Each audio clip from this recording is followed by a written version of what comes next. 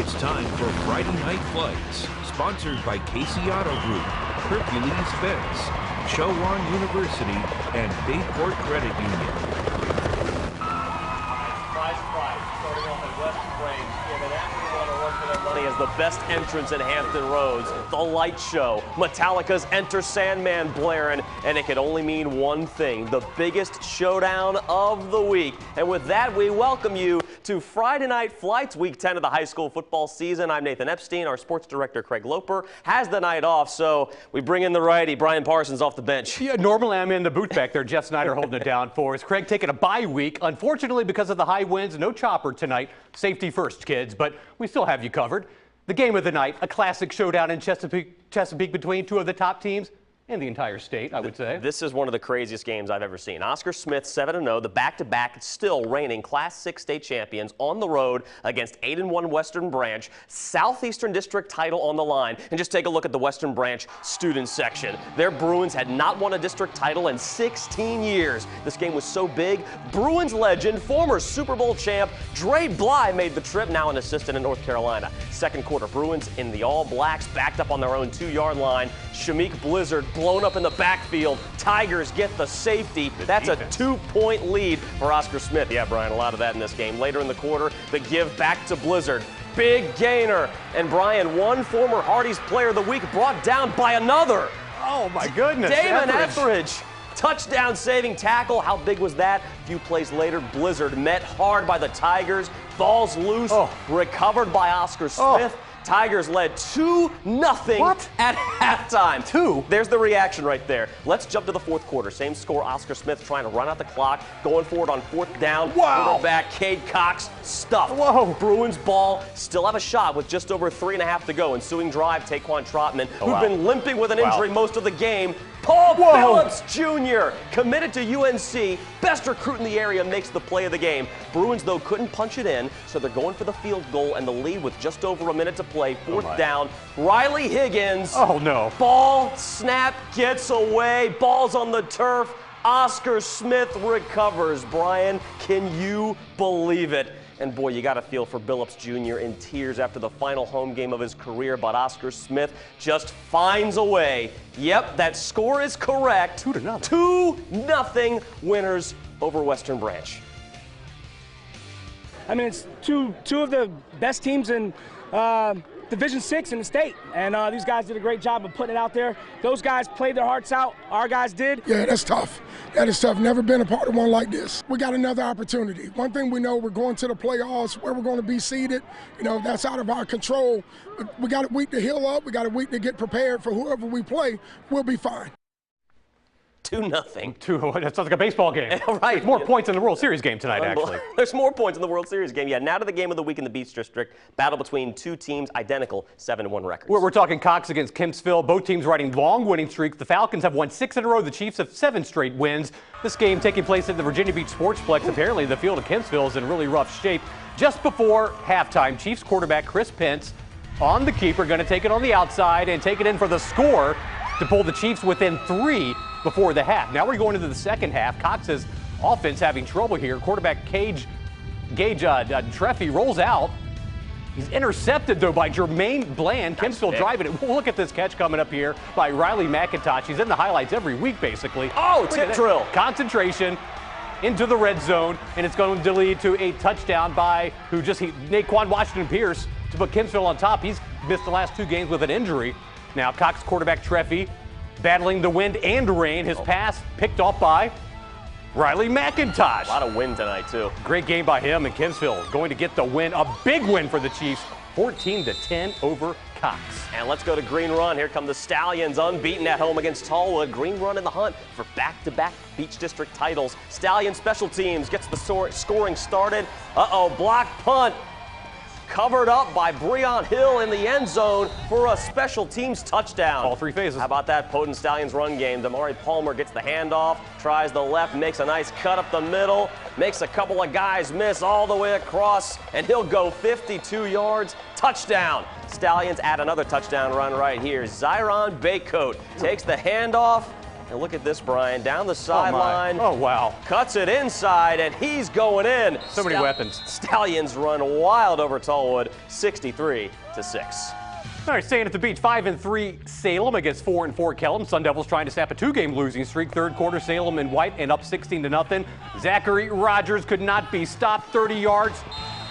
They'd had the extra point. That made it 23-0 Sun Devils. And look at that, the rain falling down in Virginia Beach. Salem kept the running game going. Jones, 20-yard run. That would set up the touchdown.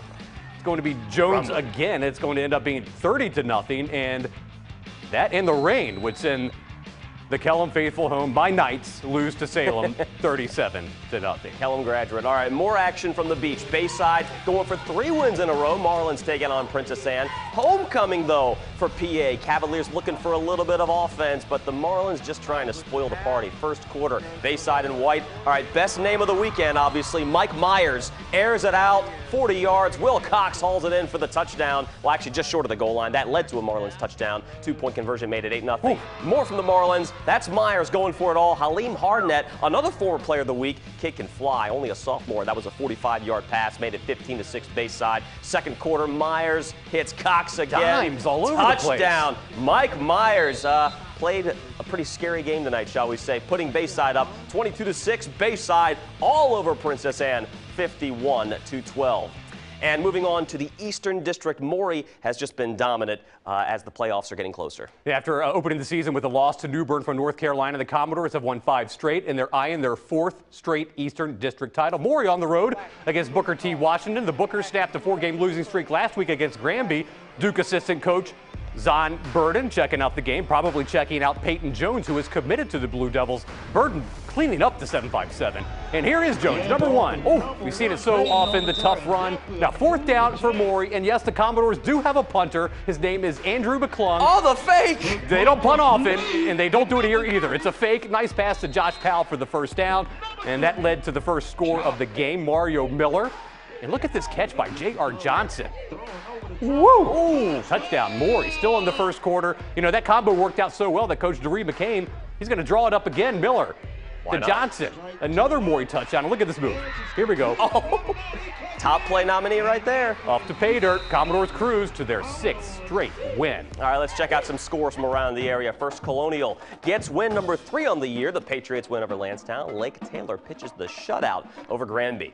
And a couple more shutouts. Churchland over Manor. Kings Fork takes it over Lakeland. Okay, Indian River hosting Deep Creek. The Braves have won 2 straight. The Hornets in a 3-game funk. Senior night at Indian River. Last home regular season game for guys like Chris Shaw. Shout out to my old friend Antoine. That's Chris's father. Deep Creek in white. The Hornets MO run the ball and chew up the clock. Hunter Barnes going to put Deep Creek up 14-13. Man, this game was wild. Indian River going to respond. Davion turns in at quarterback for Indian River. A Meyer tally.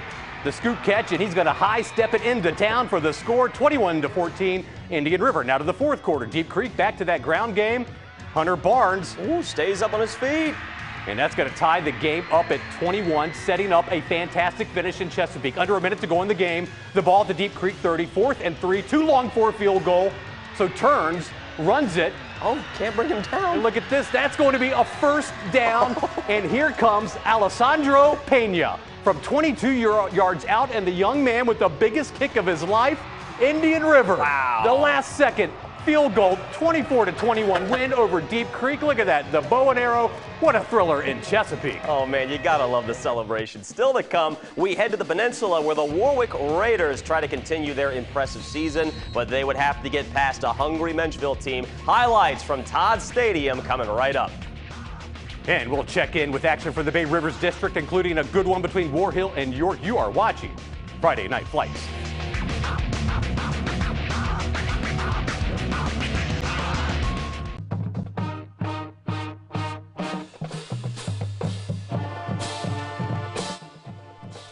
Ah, the sweet sounds of the Western Branch Marching Bruins under the direction of band director Ann Zimmerman and drum major Gage Green. And they sound great. We appreciate them for taking the time. We know it was a busy day with Senior Day. For the full performance, go to wavy.com and click on sports.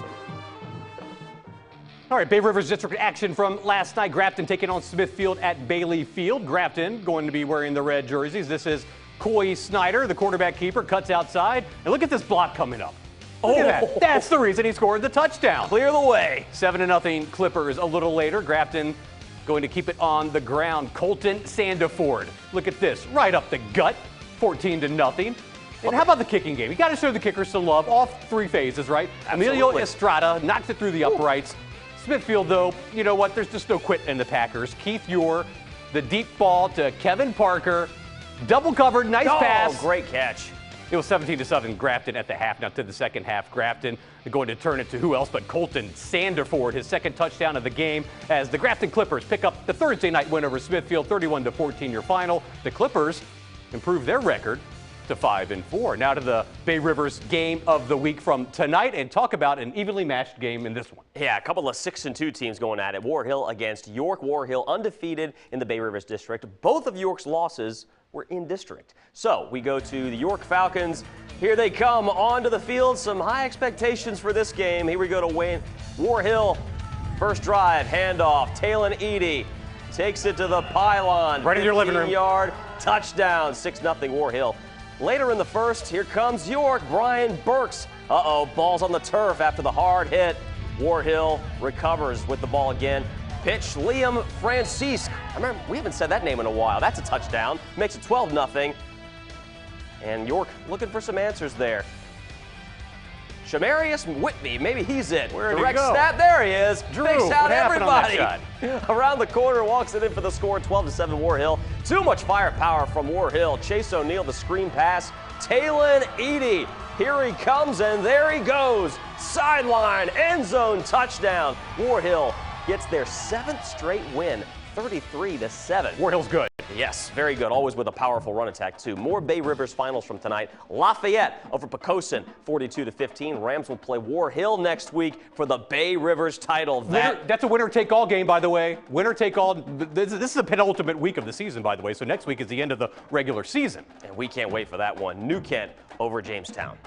Well, how about those Warwick Raiders? They've won 6 in a row, trying for number 7 against Minchville. Let's get you out to Todd Stadium at the half. Warwick led 3-0. Minchville's first drive in the second half. Bad snap, fumble, recovered by Warwick.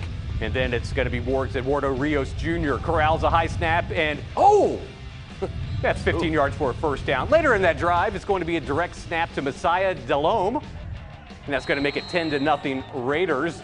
You know, Minchville is a tough team. You know, they're over 500 for a reason. They're trying to make a run at the playoffs this year. Later in the third, Warwick with the ball again, and look at this. What's shaking Ian Bacon? He takes it to the house. Warwick, the Raiders, they're 9-1.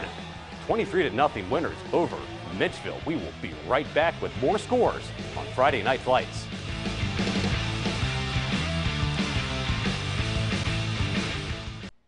Friday Night Flight scoreboard, Nansman River, 37-2 over Grassfield. There's another 2. Hickory, 42 points in their win over Great Bridge.